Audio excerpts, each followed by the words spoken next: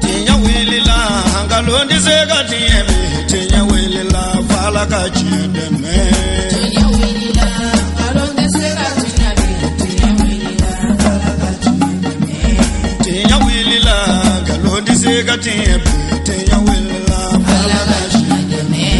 tinya wilila namara shikolomba tinya wilila fala kachideme tinya wilila saraga jubu bomuri tinya wilila fala kachideme nego tinya wilila dabali jubu kemuri tinya wilila fala kachideme أعوذ بالله من شر الشيطان اللعين الرجيم بسم الله الرحمن الرحيم الحمد لله حمدا كثيرا على نعمه وفضله والصلاة والسلام على مبعوث رحمة للعالمين ذي قلب الرحيم سند العظيم محمد بن عبد الله وعلى آل بيته الطاهرين الطيبين وعلى صحابه الأخيار ومن والاهم بإحسان إلى يوم الدين آمين. Ambadin Shirifla TV lagebo amo foni ka wale nyumando ka obedo kila monto yala ka deli ala fe aga hina na ka kishi aku jidi nini au kelingini na bela jelinka kerengere ni ala wajulu kene kanbo ka ulodonia ka fonya na niyayi maljamana ka faba konna na kina kimi nu bawule tetebugu 300 logement 20 e jamiatan sadin islamia tonde minumbe luka la dala wajulu kene ka mimi siki ufe ukabamba towe abi alakira ba alayhi salam aka kuma kan san mauna kuni adamadin fatula ka bara bebi tike ma funa kira ka barakelin sabai abo barakelin sabanna igata ka jomo nyumonti ko walma ko mo nyumonti ko minu bu haklitu la ka do don ke yi anika saraka obo ka nyashima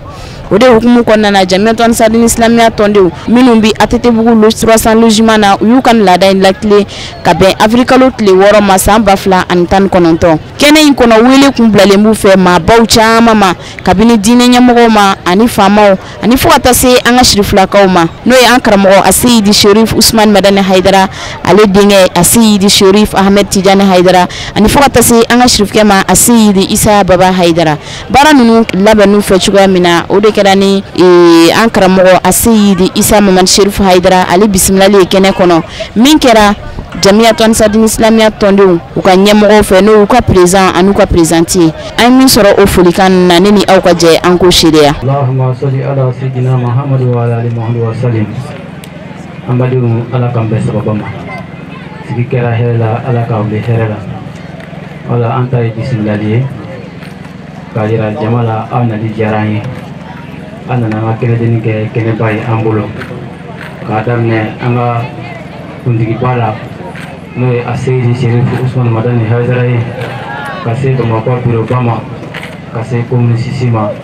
kana kengeniala anga komite ula ubere kena konoya ani ambe kimina kintigu ube kena konoya ube bismillah kadanna anga almamuna kana dugutiula kana amerula ala sona abe kena konoya wala ko bismillah o ni mo wole kuni ma fendu mana fenfuye anga karamo boraka ko timo wole kunti dewray kana hinini ala fe anga bama doye nunu fatura kadam na anfa adamana fokata bla jibe wi islamo la bama mo mi fatu abla jele kulu wala ay kana sigi ka fe wajibi koye ni ala ka je ala sona ay wole gal mo ma oye anga seyu ye ni shirifu ye ala sona anga shirifu ma folo oye kana so ambal make bi kadi ko se kaya julu di bang faya au bismillah anga ni kene kono kana do ka anaoye ananga pamato ye sigi ala ka here ala ka sigi herela ka bi herela kira ba ba kama sali ala muhammadin akate mu be so be ka fuli ko ka bo na ba bere le lofo chem so demsen ma koroba fe ma na ka soro ka na ta do soro au bismillah angara mo amba fu ka wali nando alaka meya alaka yoruna ko fe abi mingi nyela halala ko no ya na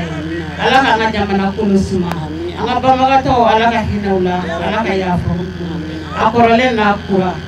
ama ko salamu alaykum wa rahmatullahi ta'ala wa barakatuh. Alhamdulillah uluka folika mbalen ko fe ankramo ananga shirifike no ye Seydi Sharif Isa Maman Sharif Haidara alina nakana la selu damne ay mi sorola neni awka je anko shiria ala kambe sawa nam amadi la femiya sigi herela ala kan wuli herela amin masami yankle herela amadi la fa kan shi herela amin masami Allah tige anka kala tige kan noya ambolo anga sega nyo soro kenen konnana herela ala ka kenen kunje o here kelena amin amin mi ala tanu kala wali mando kala barkada nam papa masami ni ko bolo dale ni latige nam sabu ni angala yini tiens ngala sona kala tige nam en fleni akenen konnana tiens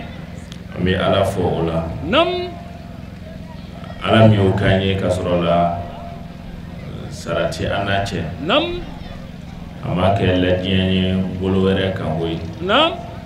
ahinna nana di tiens ama fo mo ani chia kan ne ma ba malila wallahi nam suina nam ame commune 6 kono tiens atete bugula nam ansardin no joguli mi sira islamia demeni koso nam ani islamia cheu bangini koso nam uda keneka tiens ni anyemle ne do ankaramogo asedi sherif Ousmane Madani Haidara balli mawli ni ale appui spirituel ko ko a plasra baga dine ko srafe wallahi nam mawli otoy tiens cew ni muso ni demsenu ni mogorobo keleme ka ñoo sorala na da farate xiaw ni ñoo ci ala wallahi du goti da faraye na national goti da faraye jeya côté fiya côté ko da fara from be no haramadiya konana na ansare keleme ga o barrière be kuino o be buino na kabla ñoma ke na ton kele tiens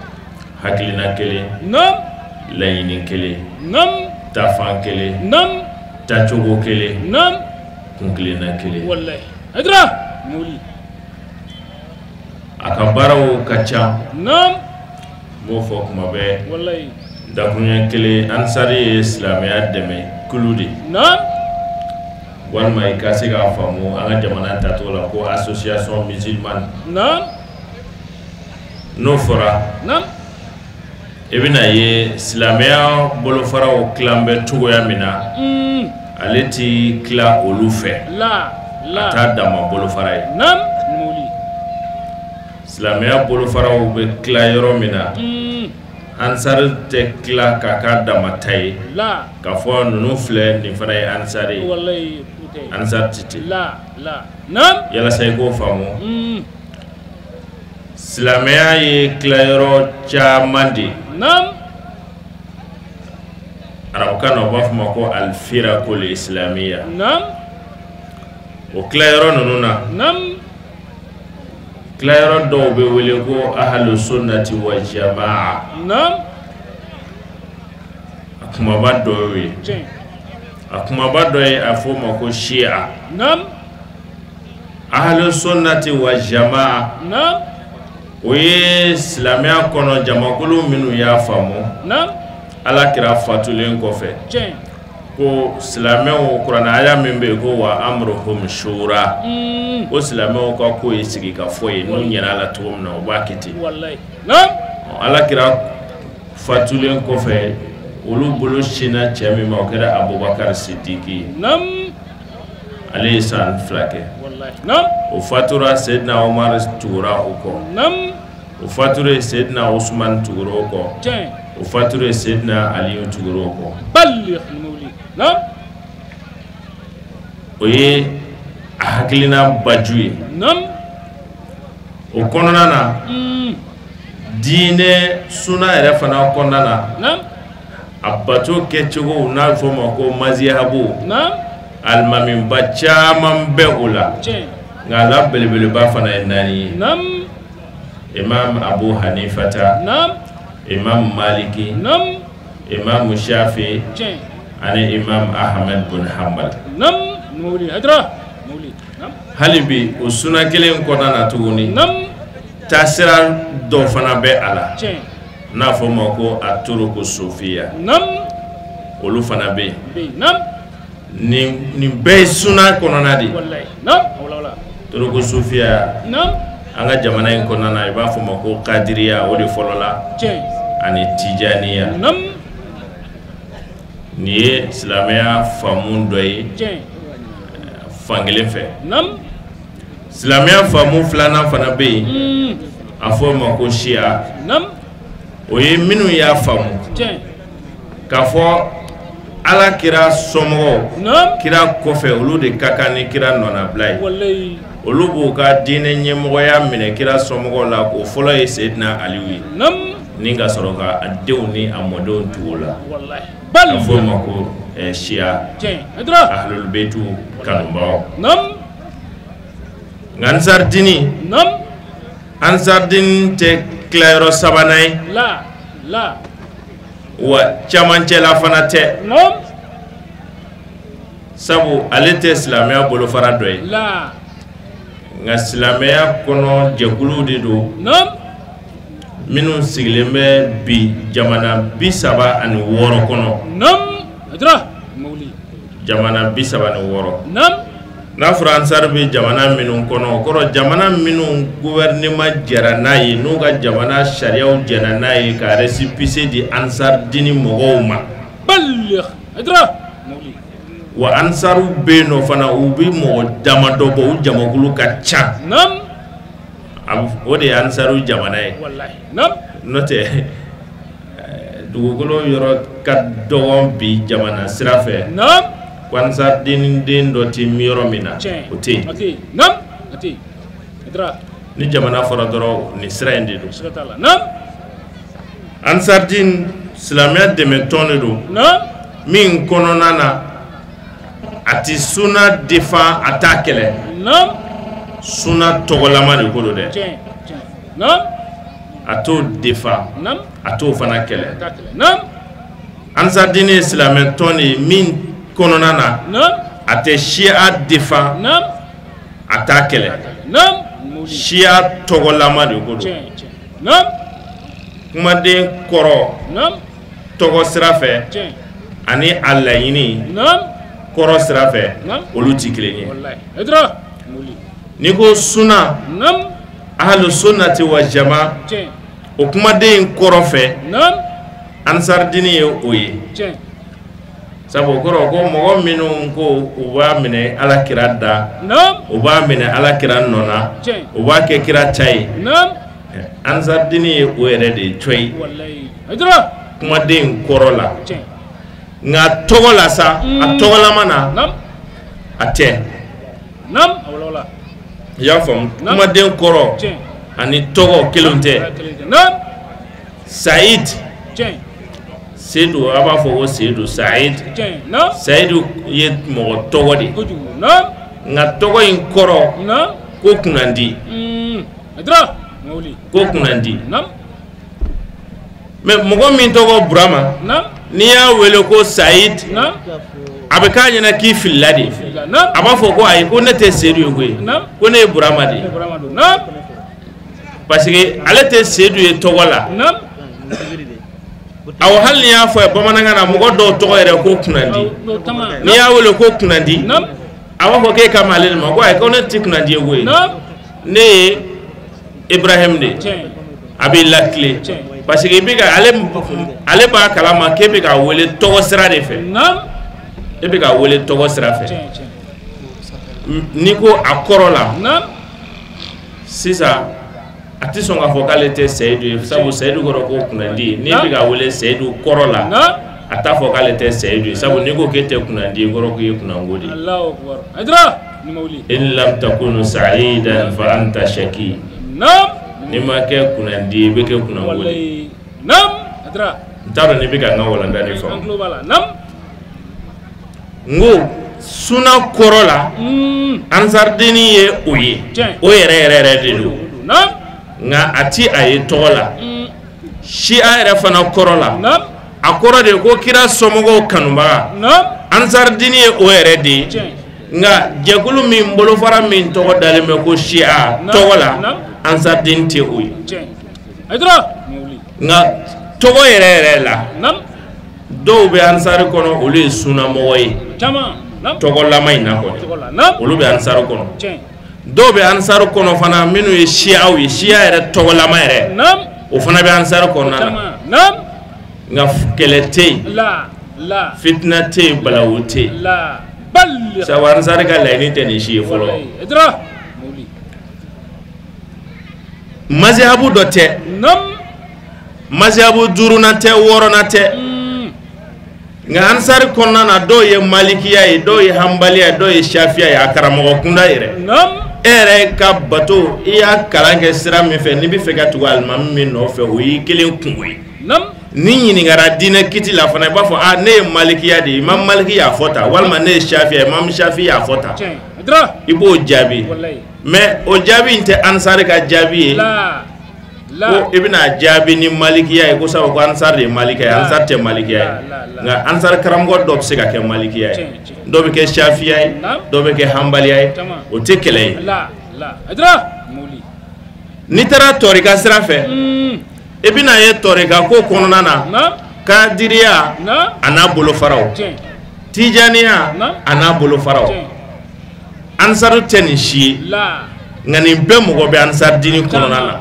na a karamɔgɔ kunda ani kalanden kunda ninnu b'a kɔnɔ nin si tɛ mɔgɔ ka ansariya tiɲɛ a ti fɔ nin si ma ko n'i bɛ don ko b'i ta nin bila walima i donnen kɔfɛ ansari la n'i ko k'i bɛ wurudi minɛ ansari la a t'a sɛbɛn si la wa karamɔgɔ si t'a fɔ ko wa ko fo i ka baya bila pour que i ka wurudi minɛ walima n'i ye wurudi minɛ k'i ka baya tiɲɛna o ma fɔ ni a ka di e b'a minɛ k'a matarafa a ti fɛn tiɲɛ ansariya ye ni min yɛrɛ wurudi suguya min ye min ja o b'o minɛ ni a kuli a farifoni tɛ e la walima limaniya tɛ e la walima a ma k'i diyaɲɛ fɛn yɛrɛ ye min ka di i ye i b'o fana kɛ o si t'a bali nka ansari ye min ye n bɛ sigi a ka silamɛ tɔn tɔn min sigira n'a sinira nin jamana in kɔnɔ Sherif Usman Madani Haidara ale dɛmɛni kosɔn tuma min na ni sababu ni Ala ka latigɛw y'a sɛnsɛn ka se a ma a ka wajili cogoya bɛnna minnu ma a ma bɛn o ma k'a b'u dingo fɔ koyi mais k'a bɛ ka ɲuman fɔ ko nin kuma nin hali n'a ka gɛlɛn nin ye tiɲɛ ni mɔgɔ min tugura nin nɔfɛ Haidara ma mɔgɔw ni dingo fɔ dɛ a ye tiɲɛ yɛrɛ de fɔ a y'a sɔrɔ la ni dingo de tun bɛ ka fɔ mɔgɔw ye u tun b'o kan tuma min na a ye tiɲɛ de fɔ u ɲɛna tiɲɛ in n'a gɛlɛya bɛɛ minnu sɔnna k'a minɛ a n'a gɛlɛya bɛɛ olu de farala ɲɔgɔn kan k'u tɔgɔ da ko an bɛ nin cɛ nin dɛmɛ foyi kana na se k'a bali ka Ala ka tiɲɛ nin fɔ an badenw fana ye olu y'a tɔgɔ da o don na ko Haidara dɛmɛtɔ to ni ko kɛ mɔgɔ i b'a sara la o taalen y'a sara la a y'u fo u ka waleya in na a ko nka ni kɔrɔ bɛ aw ka Haidara dɛmɛ na a kɔrɔ ye Ala dɛmɛ de o tuma na ne Haidara ko ka dɔgɔ tɔgɔ in kɔrɔ a bɛ ka kɛ min kosɔn n'o ye Ala ye ne bɛ a tɔgɔ in da Ala yɛrɛ de la ko Ansarudin Ala ka diinɛ dɛmɛbaga de ye aw ye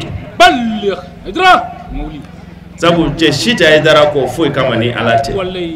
tɔnɔ tila tɛ an bɛ a dɛmɛ an ɲɛ bɛ nin cɛ in na don dɔ la nin bɛ kɛ fɛn ye an k'an cɛsiri n'a ye ɲɛ sɔrɔ an na an fana dɛmɛ ayi o tɛ fiyewu a ti nasi di an ma a ti wusulan di a ti sɛbɛn di wa ale yɛrɛ kun bɛ ko la de ni gɛlɛyaw kɔnɔna na o wagati de mɔgɔw nana fara ɲɔgɔn kan k'u b'a dɛmɛ o kɔrɔ ale yɛrɛ kun tɛ se k'a yɛrɛ bɔ o la jango k'a bɛ se ka mɔgɔ défense ta o kɔrɔ jɛ in ma kɛ foyi kosɔn fo Ala o de kama a ye tɔn in tɔgɔ da ko Ansarudin Ala ka diinɛ dɛmɛbagaw Bamakɔ kɔnɔ quartier si tɛ yen Ansarudin tɔnden ti yɔrɔ min na n'a fɔ a ma ko a bureau n'an b'o wele ko comité ka daminɛ Kayi ka taa gun Tɔnbɔkutu la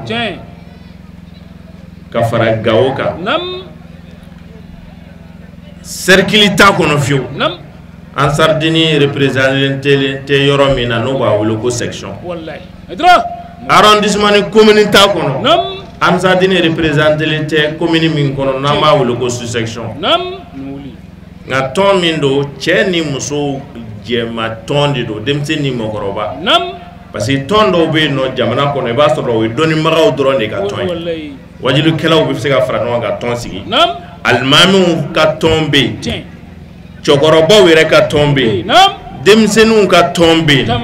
muso wire dama ka slame tombe no otuma nga Ansar Dini teni shie tonde do chokoroba ni musokoroba kamelenu ni mogutigo demsenu shia be glory be choya be abela gele mi nyon sora kono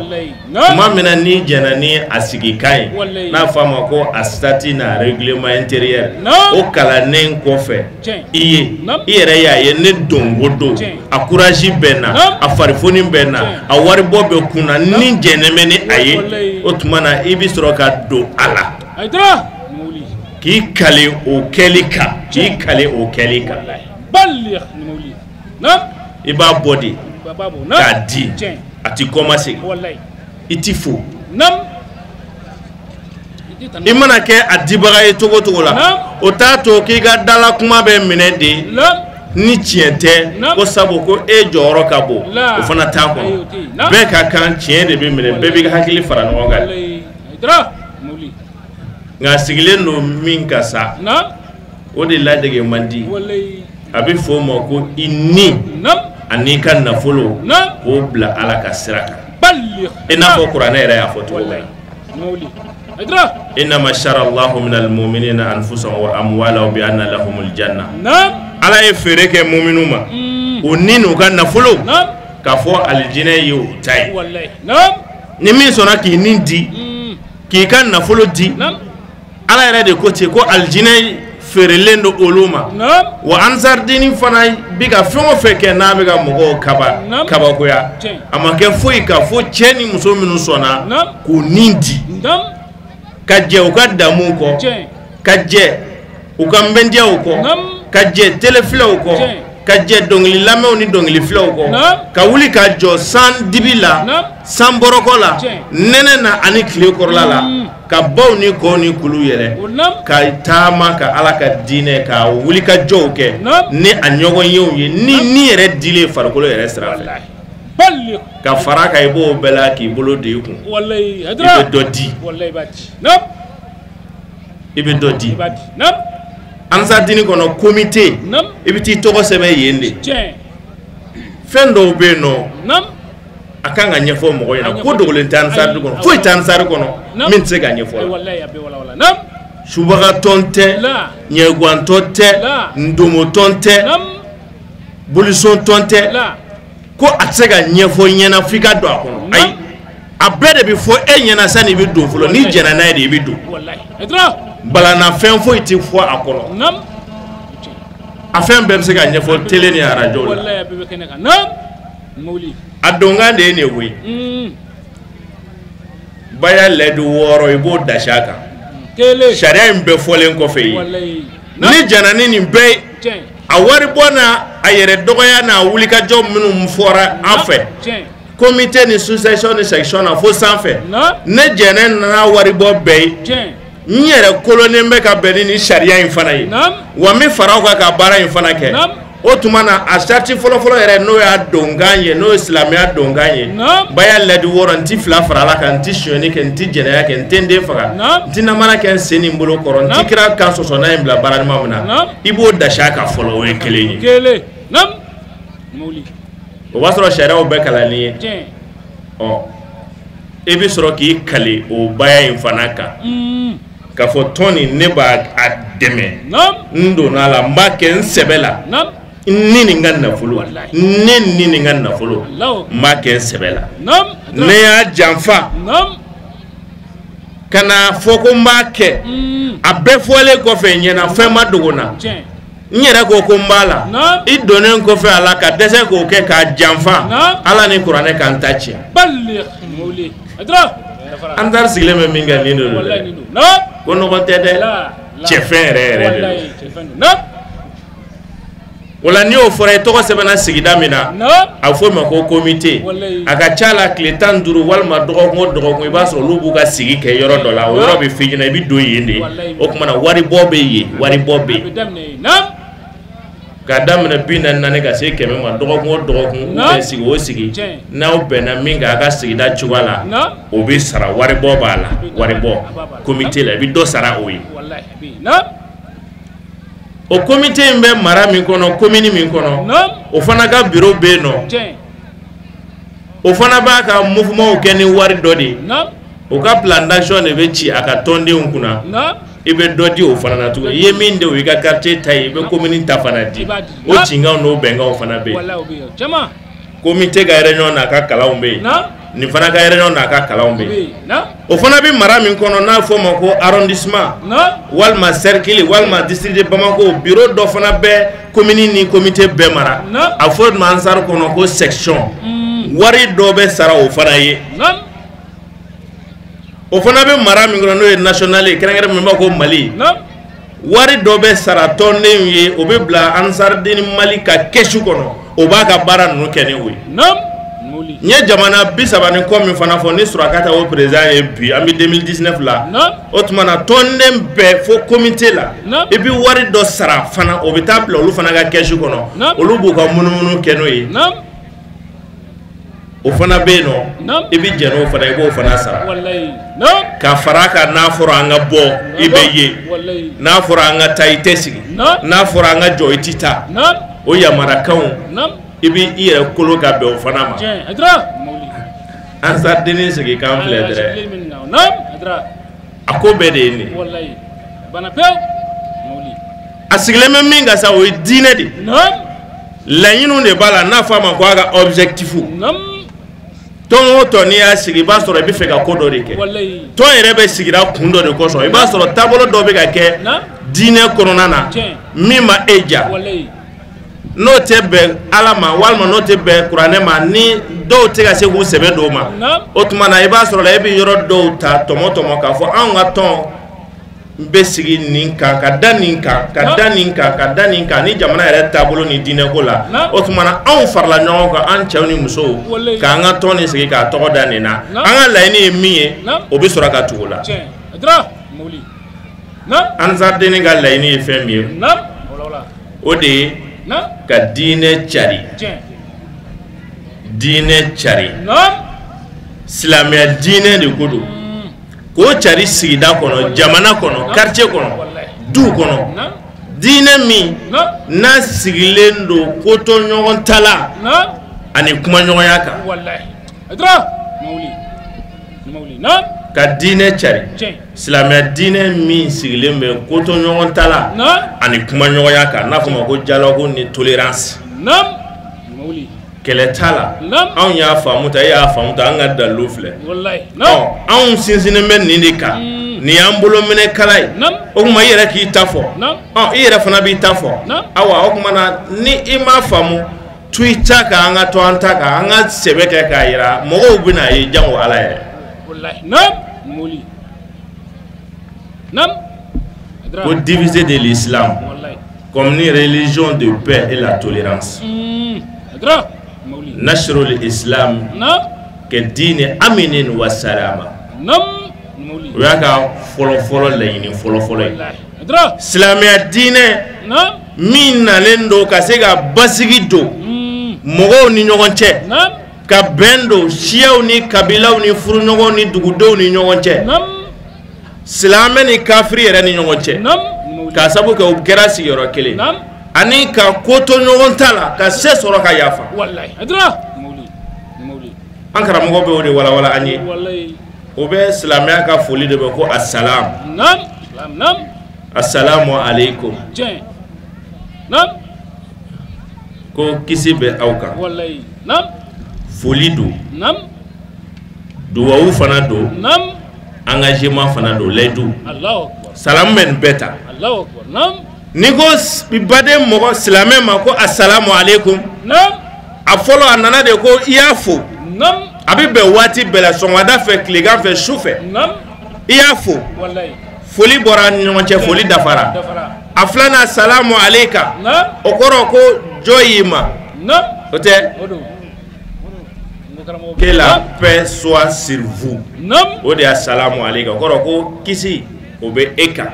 i ye dugawu kɛ a ye assalamu aleykum sabana o ye lɛdu de ko hey i hakili sigi ne tɛ mɔgɔ jugu ye ne ye silamɛ de ne ka tɔɔrɔ tɛ se mɔgɔ si ma sabu ala kira ka hadisa dɔ ko al muslimu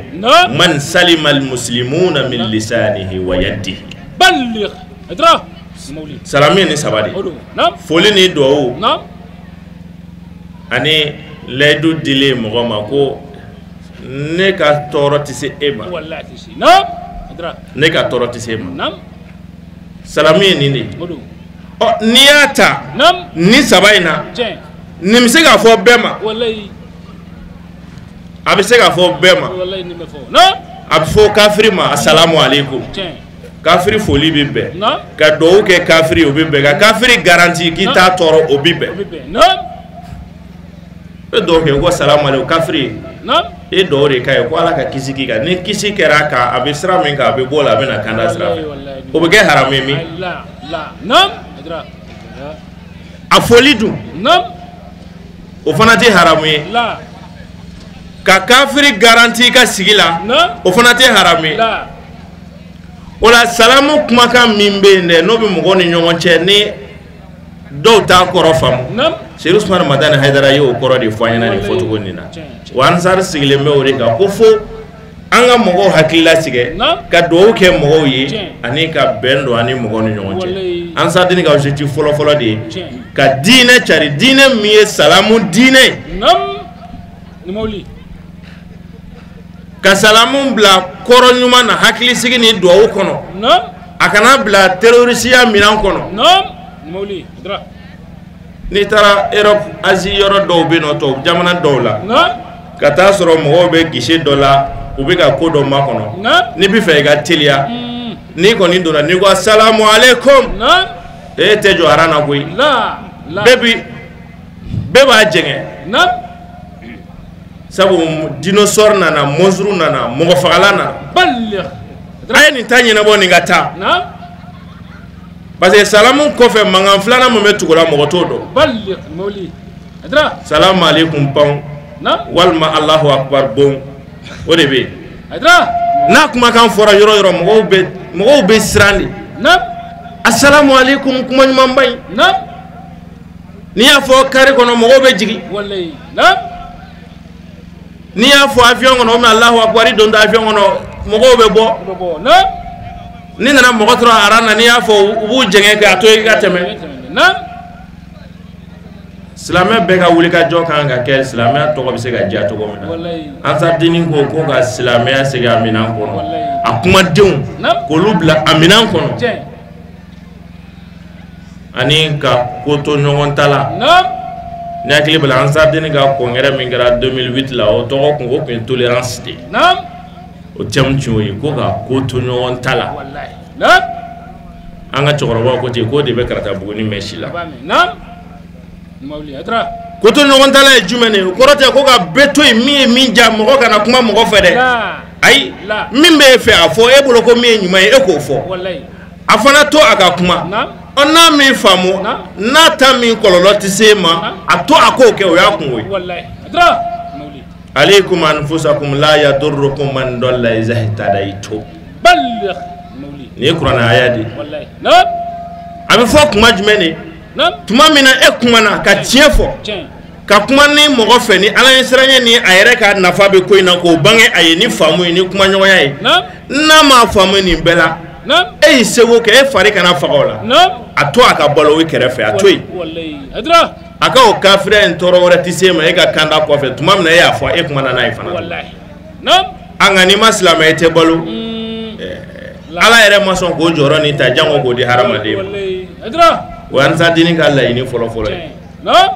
a filanan hali bi ka mɔgɔw lakalan silamɛya la ka walawalali kɛ silamɛya la walawalali min bɛ kɛ ni kunnafoni jɛlen dilen ye ani la faamuyali n'a fɔ ma ko information ni sensibilisation ka kunnafoni di silamɛya kunnafoni k'a fɔ a ɲɛ kan a fɔcogo la a kɛcogo fana na ani ka silamɛw la faamuya hadamadenya ni silamɛya u bɛ taa ni ɲɔgɔn ye cogo min na silamɛya yɛrɛ jɔda ye min ye ɲɛnamaya ka ɲɛtaga la ka se ka olu walawala ani k'a baara kɛ k'a yira Ansardini ka laɲini sabanan ka baara kɛ jamana ka ɲɛtaga kɔnɔna na kɛnɛyasow jɔli kalansow jɔli fɛn o fɛn bɛ yen n'o bɛ développement kɛ an ka sigi la Ansardini ka objectif la a bɛ yen nɔ ka se ka o kow la ɲɛnɛmaya cogo min na o de kama o ye kalansow jɔ madarasa so min bɛ yen nɔ seconde cycle hakɛ min bɛ Ansardini bolo Mali kɔnɔ a ka ca madarasa so 300 ni kɔ ye minnu ye kalanyɔrɔbaw ye o ye 136 2018 la congrès bɛ kɛ tuma min na an ye min sɔrɔ o tun ye 133 ye dugu baden de tun bɛ yen min ka kunnafoni tun t'a la o ye kalanyɔrɔbaw de ye koyi lycée bɛ minnu bolo ani 9e bɛ minnu bolo olu de ye 136 ye mais Ansari ka dɔn yɔrɔ la minnu classe 1 karata buguni dɔ korilen tɛ minnu bolo ko ya ye denmisɛnninw ka kalanyɔrɔ ye o tɛ yen fiyewu n'i ko k'i b'o jate i bɛ Ansardini comité 2000 ni kɔ o bɛɛ bɛ kɛ o ye dɔgɔtɔrɔsow jɔra Bamakɔ yan o banna pewu centre de santé Cherifula miliyari 1 ni miliyɔn 300 a bɛ dayɛlɛ don min na en 2008 a bɛ dayɛlɛ don min na miliyari 1 2009 wala miliyari 1 miliyɔn 300 a bɛ dayɛlɛ don min na président de la république à l'époque Amadou Toumani Touré o y'a sɔrɔ wari min donna la miliyari 1 ni miliyɔn 300 ka jɔ région kɔnɔna na Kucala ta o dayɛlɛ o bɛ baara la Pesoba ta o dayɛlɛ o bɛ baara la Ansardini dɔgɔtɔrɔso jɔ sisan kɔlɔn kɔnɔ kɔlɔnko miliyɔn 60 ni kɔ k'a di o tɛ Ansardini yɛrɛ ta yɛrɛ k'a jɔ k'a di dugu de ma Ansari ka mara si t'a kan a musakaw bɛ Ansari kan ka gestion di dugu ma ta ɲɛwuleni o ye ninnu bɛɛ lajɛlen bɛ ka baara kɛ ka se ka nɔgɔya o don kɛnɛya la an ka se ka kɛnɛya an yɛrɛ bolokɔrɔ an senkɔrɔ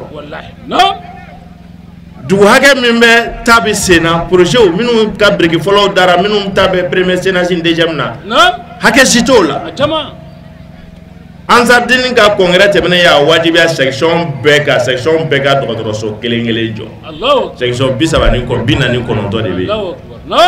san 5 in kɔnɔ a wajibiyara bɛɛ ka kɛ Ansardini de bɛ furakɛ kɔnɔ a kelen wa silamɛ dɔrɔn wa ko dugu ye jamana ye Ansardini ka laɲini dɔ ye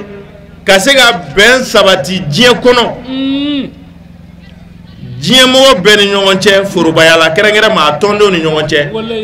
k'a daminɛ du kɔnɔ quartier kɔnɔ sigida kɔnɔ jamana kɔnɔ o bɛn o tɛ se ka sabati fiyewu f'i ka jɛ i ta dɔw kɔ f'i ka yafa f'i ka ɲini ka mɔgɔw faamu f'i ka ɲini ka jɛ ko dɔw kɔ i ni mɔgɔw ka se ka bɛn ni Ansardini sigikun belebeleba ye n y'a fɔ diinɛ carili la nin y'a dɔ ye wajilu comité b'a labɛn sous section b'a labɛn section b'a labɛn karamɔgɔw bɛ tourna fana minɛn siri ka don burusi kɔnɔnaw na k'Ala ka diinɛ lase o laseli dɔ ye nin laadalasigiw bɛ yen nɔ sigi kɛrɛnkɛrɛnnen dɔw bɛ yen nɔ comité Ansardini ATT Bugu Ansardini quartier caman b'a kɛ commune caman b'a kɛ dugu caman b'a kɛ n'o de ye ka su dɔw kɛrɛnkɛrɛn ko banbatɔw ka su ka duwawu don kɛ ka mɔgɔw wele ka na ka fila fɔ u ɲɛna ka jɛ ka duwawu kɛ ani mɔgɔ minnu jɛra Ala ka nin diinɛ in baara la kunu ani bi n'olu bilala an ɲɛ n'an b'u kɔ hali an t'an ta cogo dɔn an t'an ta don yɛrɛ dɔn o kama ATT Bugu ye nin sigi sen kan ka togoda ko rôle des musulmans vivants pour les dauphins. Baligh mouli. Silamɛ min bɛ balola. Naam. Ale ka jɔyɔrɔ ye jumɛn ye k'a ɲɛsin banbatɔ ma minnu fatura.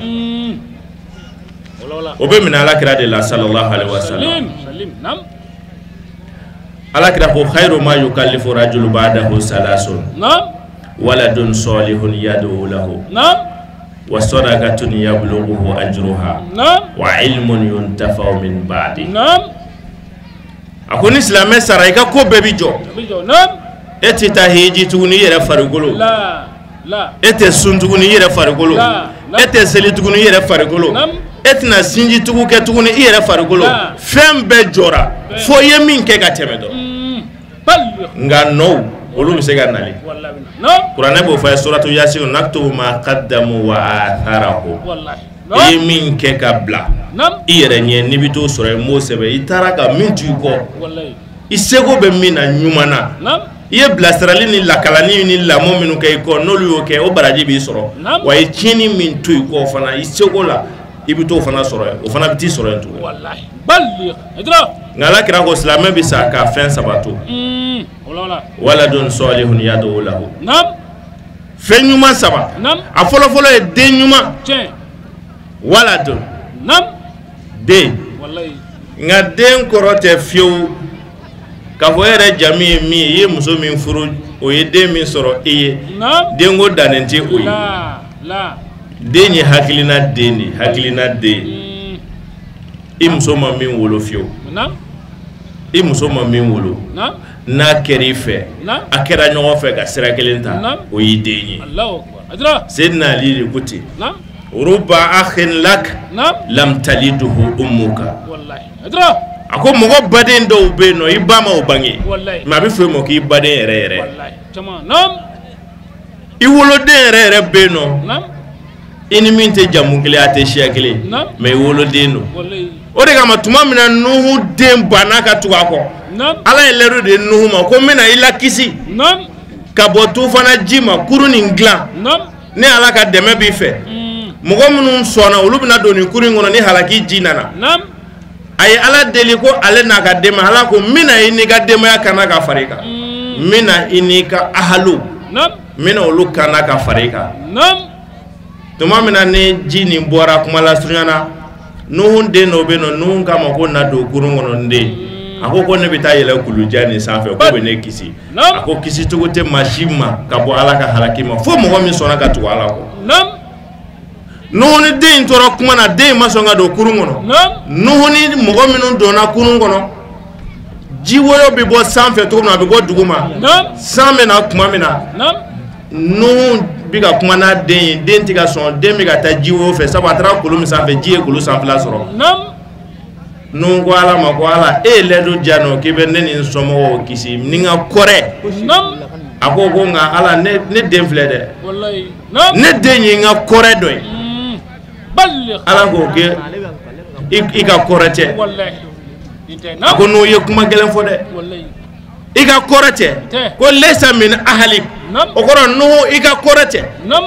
Nuhu kana jɔ minnu sɔnna ka tugu i nɔfɛ Nuhu kana olu dɔgɔya olu de y'i denw ye olu de y'i musow ye hali furumuso min banna o t'i muso ye muso wɛrɛ min cɛ wɛrɛ ni min muso sɔnna o de y'i muso ye den wɛrɛ min sɔnna ka don i fɛ o de y'i den ye Nuhu kana jɔ olu la k'a fɔ k'i bɛ sama nin den nɔfɛ sabu a banni la i den tɛ kiramuso bɛ se ka kafiriya kɛ kiramuso bɛ se ka gulɔ min kiramuso bɛ se ka kɛ kafiri yɛrɛ ka boli sɔn mais fiyewu kiramuso yɛrɛ se tɛ koyi a tɛ se ka jɛnɛya kɛ fiyewu Nuhu ma muso in furu ka den to a bolo wa muso in ma Nuhu janfa ka waliden wolo a ka so kɔnɔ Nuhu yɛrɛ joli den don mais a banni min kɛra a ka hakilina na Ala y'a bɔ a denya la i den tɛ i den ye jɔn ye minnu sɔnna i la ka tugu i nɔfɛ olu de y'i denw ye olu de y'i denw ye den ɲuman k'a daminɛ i yɛrɛ woloden joli la i ye min lamɔ ka dilan ka diinɛ faamu dɔn a la ni e tɛ yen don min na o den in b'a dɔn ko ne bɔra fa dɔ la ne bɔra ba dɔ la a tɛ yen n tɛ se k'a sara mais a bɛ yɔrɔ min na n ka lɛtiri t'a sɔrɔ SMS t'a sɔrɔ foyi t'a sɔrɔ amma wo yɛrɛ tɛ o si la fana mago bɛ min na o ye ne ka duwawu ni n ka sarakati ye wa o de b'a sɔrɔ wa o de bɛ fɛn ɲa ye o tuma na ne k'o k'a ye a fɔ o ma ko waladun salihun ni balima y'o kɛ o y'i den ye I sinji y'o kɛ I sigiɲɔgɔn y'o kɛ I baarakɛɲɔgɔn y'o kɛ ni mɔgɔ min ye ɲɔgɔn sɔrɔ silamɛ tɔnw na sigidaw la diinɛ baaraw la olu mana kɛnɛ min sigi o bɛɛ bi don nin kuma kelen kɔnɔ ko waladun salihun yad'u lahu m'o fɔ kuma o kuma ni ne garisɛgɛ donna ansaruw ka su kɔɲa wajulu min na kabako de bɛ a la dɔw b'u ka su jate karisa kun y'an ka komite nin ye ninnu de ye tɔn sigi olu fatura ninnu tun b'an fɛ ni cɛlaka ni musolakaw hakilina dɔ de kɔni bɛ na n'u ye k'u bila ka ko in labɛn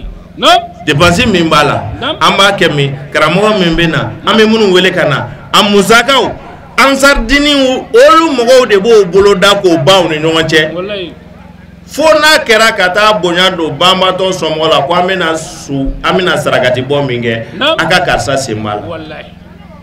mais o tɛ dɔrɔn bɛ ɲin'u fɛ o b'a sɔrɔ a dɔw yɛrɛ somɔgɔ ɲinɛna a kɔ mais a balimaw tɛ ɲinɛ a kɔ a somɔgɔw bɛ ɲinɛ a kɔ mais a balimaw tɛ ɲinɛ a kɔ ani minnu ye diinɛ baara kɛ dɔw fatukuma mɛnna dɔw yɛrɛ somɔgɔ ɲinɛn'u kɔ mais ansardini u balimaw ma sɔn ka ɲinɛ o kɔ ka nin duwawu kɛnɛ in sigi baraji min mana sɔrɔ a kɛnɛ na karamɔgɔ minnu bɛna ka min fɔ ni o ye nafa dilan mɔgɔ dɔ ye a ka denbaya la a ka mara la ko ala k'o baraji kɛ hidiya ye k'a ɲɛsin an ka banbatɔ ma kɛrɛnkɛrɛnma nin quartier in ta in commune ta ansardini ta ani silamɛ fure bɛɛ lajɛlen bɛɛ b'i ta sɔrɔ a la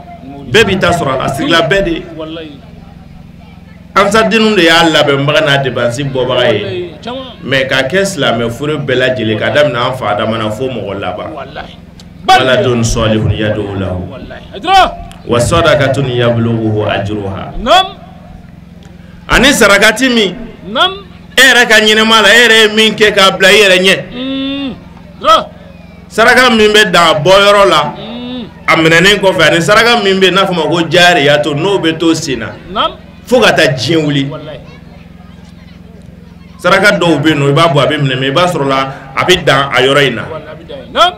a tigi b'a minɛ a b'a dun a bɛ banna I ka baraji sɔrɔ nka saraka dɔw bɛ yen nɔ olu bɛ to sen na de kɔlɔnsen yirituru misirijɔ kalansojɔ sira dilan o n'a ɲɔgɔnnaw fo ka taa o baara kelen in tunu ka bɔ dugukolo sanfɛ min y'o kɛ o tigi b'a ka baraji sɔrɔ a fɔ ma ko sadaqatun jariya alakira y'o hadisa dɔ fɔ a ko ma min muslimin yaghrisu gharsan aw yazra'u zar'an fa ya'kulu minhu tayrun aw insanun aw bahimatun illa kana lahu bihi sadaqatun a ko silamɛ o silamɛ n'ale de yiri turu walima a ye foro de bin ale ka yiri turulen n'a ka foro binnen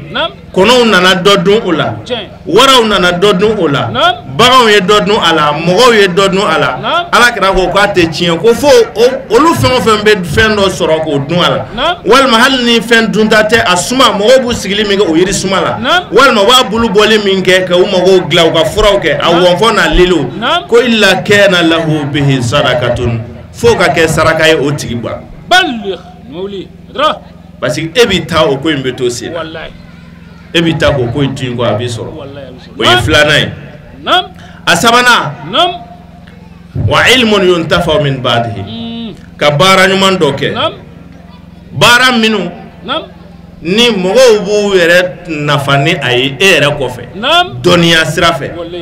a kɛra diinɛ kalan ye o y'a bɛɛ la belebele ye mɔgɔ min kalan kuranɛ na parce que ala kira ko khayrun nasi khayrukum man ta'allama al-qur'ana wa 'allamahu mɔgɔ min ka fisa aw bɛɛ ye o de ye mɔgɔ min ye kuranɛ kalan k'a dɔn ka tila ka kuranɛ faamu mɔgɔw kala la tuguni ka mɔgɔw kala la wa 'allamahu ka mɔgɔw kala la a ko ni dɔnnibaga min bɛ dɔnnibaga bɛɛ ɲɛ o y'o de savant min bɛ savant bɛɛ ɲɛ o y'o de mɔgɔ min ka fisa ni mɔgɔ bɛɛ ye o de mɔgɔ min ye kuranɛ kalan k'a faamu k'a dɔn ka mɔgɔw lakala la ale de ye dɔnnibagaw ka fɔlɔ ye dɔnnibaga si t'o bɔ savant si t'o bɔ mɔgɔ ɲuman si t'ale bɔ Nam. O kɔfɛ i ye mɔgɔw kala diinɛ walanda wɛrɛ la. Nam. U ka fiqhu la, u ka tafsiru la, u ka ko wɛrɛw la. Nam. O fana bi tugu o la. Wallahi. O kɔfɛ mɔgɔ min ye mɔgɔw kala baara dɔ la, silamɛdenw k'u bɔ somɛriya la, k'u bɔ suyɛni na, k'u bɔ jurujugu la, k'u s'u yɛrɛ kɔrɔ, jɛlenya sira fɛ min tɛ haramu sira ye. Mɔgɔ min ye mɔgɔ silamɛw kala o la, k'u hakilina dɔ sindi, o mɔgɔ bɛ k'a dahirimɛ sɔrɔ o la, o ka patron fana bi dɔ sɔrɔ a la n'a fana ye silamɛ. Silamɛ ye kɛnɛ fɛrɛlenba de ye. O nata o kɔsɔn an ye nin kɛnɛ nin boloda. U y'a fɔ cogo min na, ne ye fiɲɛ ye, fiɲɛ min bɛna ci ka gɔngɔn wuli kuma dɔ la a bɛ se ka kaba yɛrɛ pɛrɛ, nka laɲini tɛ nin si ye. Sanfin ni sanfiɲɛ bɛ mun nɔfɛ o ye ji de ye. Ji bɛ na, ji bɛ na, ji min bɛ samiya ji yɛrɛ ɲɛ kɔni. A Sherif Ahmad Tijani Haidara. Ale bɛna kɛnɛ in kɔnɔna na, ale de bɛna su na kɛnɛ in ɲɛnɛmaya. Nka fɛn o fɛn, tubabu ko ten, n'i bɛ fɛn dɔ dilan u b'a fɔ fɛn dɔ ma ko introduction, o bɛ k'a la, développement ani conclusion. Ne ta in ye introduction de, sigi kun ka ɲɛbilani k'a la, ka sandibi don ani ka fiɲɛ ci. Sanfin kun bɛ mun ɲɛ, mɔgɔ min mago bɛ ji la, ni sanfin ye i bɛ sigi ni ji ye, ni mago bɛ ji la i bɛ jiminɛnw labɛn k'o sigi ji suru yɔrɔ la. Sanfin bɛ o mago ɲɛ. A bɛ mago filanan min ɲɛ, n'a sɔrɔ fɛn bɛ e bolo kɛnɛ kan, fɛn min ni ji b'a tiɲɛ, n'i ye san finnen ye a bɛ ji ko fɔ k'i k'o fana ladon, san kana na k'o fana tiɲɛ i bolo. Nka ni san balala ka suru kuma dɔ la a tiɲɛni bɛ bonya kosɛbɛ, parce que o b'a sɔrɔ aw ma ji bɔ minɛn labɛn wa aw ma ji bɛ fɛn min tiɲɛ an m'o fana ladon. O de kama ni jiba min nana a ka dugu la, san min mana n'o ji na f'o ma ko jizo, ale tɛ ɲɛni a bɛ tiɲɛ de kɛ. San ma bonya min kɛ, san wɛrɛ ka na fan wɛrɛ fɛ ka boli ka n'a ka kɔ fa, o tiɲɛni ka bon dɛ. Yalasa jizo kana na don aw kan, san balalen kana na suru, o tuma na ne nana de ka fiɲɛnin dɔ ci, ani ka gɔngɔn dɔ wuli, ani ka sanfin kɛ, yalasa ji bɛ mago ɲɛ minnu ye olu ka ji bɔ minɛn labɛn, ani ji bɛ fɛn min tiɲɛ k'o fana ladon.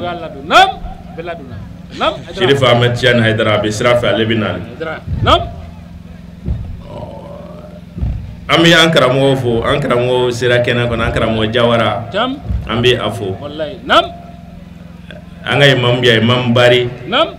a n'a ka nayibu Mame, ka se an ka dugutigi ma Danbele, an bɛ u bɛɛ lajɛlen fo.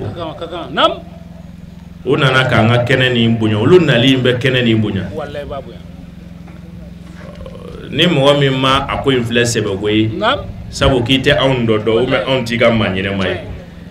n'i ye ninnu ye n'a filɛ ko manamana ko tɛ. O kɔrɔ an b'a fɔ i arabukan na ko fatasharafna bi hudurikum, an wasara kɛnɛ in bonyana ni aw ka nali ye kɛnɛ in kɔnɔna na, k'aw fo ka dugawu k'aw ye, ka nabaga bɛɛ lajɛlen fo. Mɔgɔ bɔra yɔrɔ o yɔrɔ la i nana sira o sira fɛ ka bɛɛ fo, ni kanubaga cayara i tɛ se k'a bɛɛ tɔgɔ fɔ, nka i bɛ se k'a bɛɛ don foli kɔnɔna na ka bɛɛ fo, ko ka protection civile mɔgɔw fana fo, an ka lakanabagaw an b'o fo, u ka cɛsiri ni wuli ka jɔw la, ko yɛrɛ sɔrɔ man dɔgɔ sɔrɔ la, ko Ala k'u yɛrɛ fɔlɔ kisi, u ka se ka an fana kisi, an ka lakanabaga bɛɛ, policiers ni gendarmes ni gardes, an bɛ fɔlɔ k'a fɔ ko Ala k'u kisi, u ka se ka anw kisi, Ala k'u don u ɲinibaga juguw kalo dibi la, nin kɔsɔn u ka se ka anw bila yeelen na. An bɛ dugawu k'u ye hali bi ka dugawu kɛ jamana ye, Ala k'a basigi. falhamdulillah ina fanya foye korofo damne na chukoya mina ni kunyanye Bamako faba konnana kina kimi nuba wele atete bu 320 logement Jamiatan Sadin Islamia tonde minumbe uluka la dala wajulu keneka mimi sigi ufe uka bambato we kada wati tukoya ka amina ublani yoroina ni alaka je amina bolike awye bara nunun tola kaufu ka wali nyumando akanyema dala akambe je wati were wa shukran lakum fi amanillah.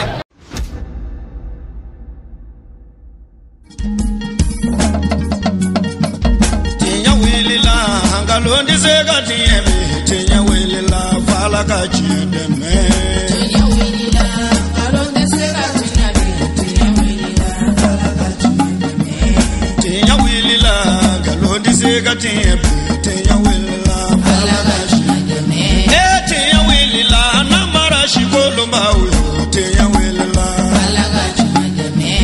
tinya welila saraga jubu bomuri